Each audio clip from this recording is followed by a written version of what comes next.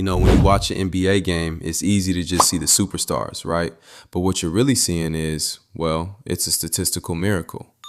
So in this explainer, we're going to break down the brutal, multi-layered gauntlet that filters millions of hopefuls down to just a few hundred who get to call themselves NBA players.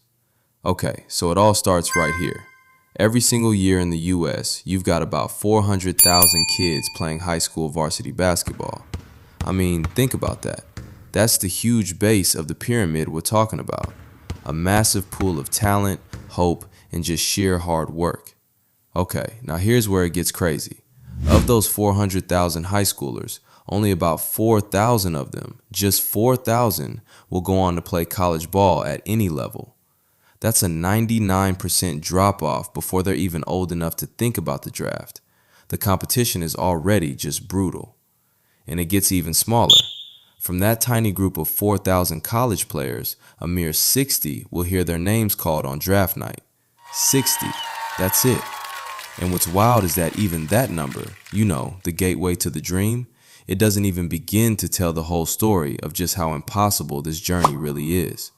Right, let's get into that. Because when you actually look at the raw probability, the numbers are, well, they're almost absurd. We're not just talking about a long shot here. This is a flat-out statistical anomaly. So let's put a number on it. If you're one of those high school varsity players we talked about, your chance of getting drafted into the NBA is just 0.015%.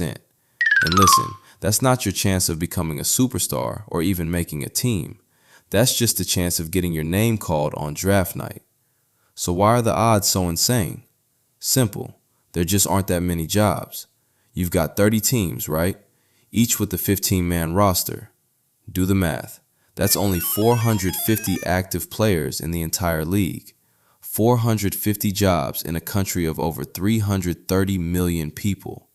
The supply of incredible talent is huge, but the demand, it's tiny. Okay, to really put that number into perspective, think about this. You are, statistically speaking, more likely to become a commercial pilot or even a sitting United States senator than you are to play a single minute in the NBA. I mean, just let that sink in for a second. So let's go beyond just the raw numbers. The first and maybe the most important filter has absolutely nothing to do with how hard you work or how skilled you are. Nope, it's about winning the genetic lottery. It's about being born with a physical toolkit that almost nobody has. This chart shows it perfectly. The most obvious barrier is height. The average American man is about 5 feet 9 inches. The average NBA player, 6 feet 6 inches. That's a 9-inch difference. It's like they're living in a completely different physical reality from the rest of us. And here's another way to think about it. Less than 1%. 1% of American men are 6 feet 6 or taller. So just to be average height in the NBA, you have to be in the top 1% of height for the entire country. Right off the bat, 99% of guys are basically disqualified by genetics. It's a club you literally have to be born into. And trust me, it's not just about being tall. Scouts are obsessed with what they call measurables. We're talking about things like your wingspan, your standing reach, the size of your hands, even your natural lateral quickness and vertical leap. And the thing is, these are attributes that are mostly genetic. You can't really train them. You either have them or you don't. Yeah, think about a player like Giannis Antetokounmpo and his ridiculous 7 feet 3 wingspan. This quote really says it all. That's not trainable. That's a biological gift that opened the door no amount of work alone could have unlocked. See, at this elite level, hard work is just the price of admission. Everybody works hard, but it's that biological gift that actually gets you through the door in the first place. Okay, so let's say you do it. You win the genetic lottery. What's next? Well, now you hit the next filter, and it's a big one. You have to navigate a whole system, a whole pipeline, where money and access play an absolutely huge role. This is just the reality of how basketball works today. The Amateur Athletic Union, the AAU, it's basically become the unofficial minor league system. And the rule of thumb is, if you're not playing for an elite AAU team by the time you're 15, you are functionally invisible to most college scouts. And those scouts, They're the gatekeepers to the next level. If they don't see you, you don't exist. And yep, getting seen costs money, a lot of money.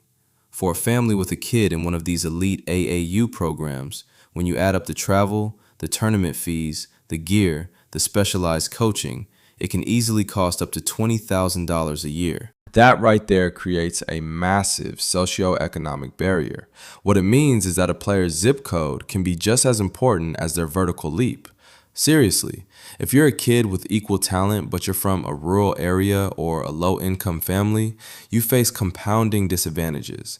You don't have access to the same coaching, the same top-tier competition, or the same exposure. And none of that has anything to do with how good you actually are at basketball. Now let's imagine a player somehow survives all of that. They won the genetic lottery, had the access and opportunity, developed the skill, and finally get drafted. They made it, right?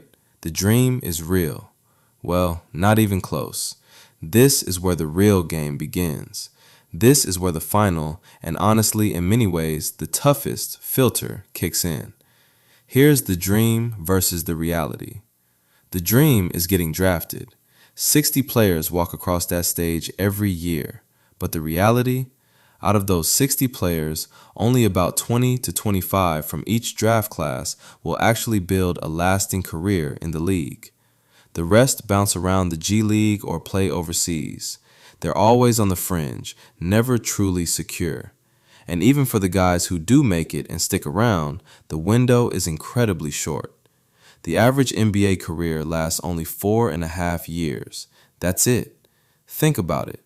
One bad injury, a new coach who doesn't like your game, or a younger draft pick taking your minutes, and your career can be over just like that. Then there's a psychological side we can't ignore. Imagine this. Your entire life you've been the guy, the best player on your high school team, the best player in college. Then you reach the NBA and suddenly everyone was the guy. Every player on the court was the star of their old team. Adjusting to a new role, dealing with constant media scrutiny, and performing under pressure every single night breaks a lot of players, even ones with all the physical tools to succeed. So when you boil it all down, what even is an NBA player? They're not just great athletes. They're walking, talking statistical anomalies. They're the rare intersection of incredible genetics, the right opportunities, perfect timing, relentless work ethic, and yes, a whole lot of luck. They're the product of a brutal, years-long filtering process. It kind of reframes the whole thing, doesn't it? So the next time you watch an NBA game, remember the journey it took for every player to reach that court. You're not just watching athletes, you're watching survivors, the few who made it through one of the most selective, most unforgiving talent funnels on earth.